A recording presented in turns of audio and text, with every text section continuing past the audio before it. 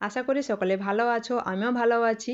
চলে এসেছি আর একটা নতুন ব্লগ ভিডিও নিয়ে। তোমরা দেখতে পাচ্ছ মাগুর মাছ, শিঙি মাছ, ল্যাটা মাছ রয়েছে। আমি মাগুর মাছ আর শিঙি মাছটা কেটে নিয়েছি। তো কেটে ভালো করে ধুয়ে নিয়েছি। মাছের লবণ আর হলুদটা এখন দিয়ে দিচ্ছি। তো ভাবলাম যে আজ দুপুরে যা রান্না বান্না করব সেটাই তোমাদের সঙ্গে শেয়ার করি। তো দেখো মাছের লবণ হলুদটা মাখিয়ে দিয়েছি, তারপরেও কীভাবে মাছটা নড়ছে। তো আজ উনুনে রান্না করব। তার জন্য দেখো হাঁড়ির পেছনে আর কড়ার পেছনে আমি ছাই লাগিয়ে দিচ্ছি, যাতে রান্নার পরে কড়া আর হাঁড়ি ধুতে না কষ্ট হয়। যেহেতু উনুনে রান্না করব কালি পড়ে যাবে, তার জন্য আমি ছাইটা লাগিয়ে দিলাম যাতে খুব সহজে কালিটা উঠে যায়।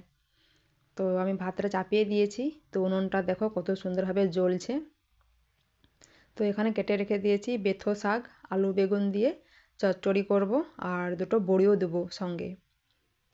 তো এখানে রয়েছে আলু আর দুটো উচ্ছে রয়েছে। উচ্ছে দুটো গাছে হয়েছিল, ভাবলাম ভাতের মধ্যে দিয়ে দেবো, তার জন্য তুলে নিয়েছি।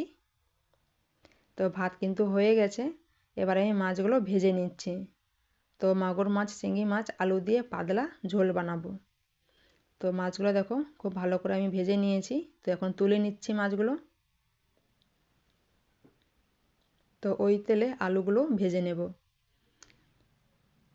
তো লাল লাল করে আলুগুলো ভেজে আমি তুলে নেব।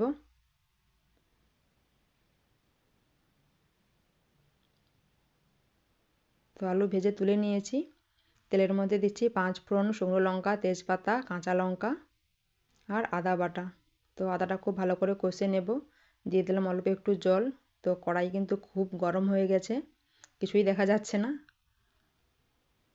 তো এবারে দিয়ে দিলাম ভেজে রাখা আলুগুলো। তো খুব ভালো করে একটু কষে নেব। দিচ্ছি লবণ, হলুদ। তো নেড়ে চেড়ে দিয়ে দিলাম জল।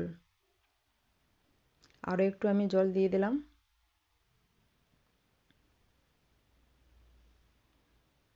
তো এবারে দিয়ে দেবো ঢাকনা, যাতে খুব ভালোভাবে সেদ্ধ হয়ে যায়। তো ঢাকনা তুলে নিয়েছি। তো দিয়ে দিলাম জিরে গুঁড়ো আর দিচ্ছি ভেজে রাখা মাছগুলো। তো ঢাকনা দিয়ে আর একটুক্ষণ ফুটিয়ে নেব।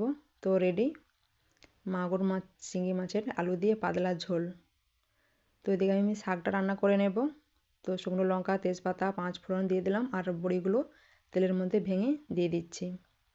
তো কুচি রাখা পেঁয়াজটাও আমি দিয়ে দিলাম। খুব ভালো করে আমি ভেজে নেব। তো ভেজে নিয়েছি, এবারে দিয়ে দিচ্ছি শাকগুলো। তো শাকগুলো একটু নেড়ে চেড়ে লবণ আর হলুদটা আমি দিয়ে দেবো। তো আবারও নেড়ে চেড়ে দিয়ে দিলাম ঢাকনা। তো দেখো ঢাকনা দেওয়াতে শাকটা কতটা জড়ে গেছে। তো দিচ্ছি কাঁচা লঙ্কা।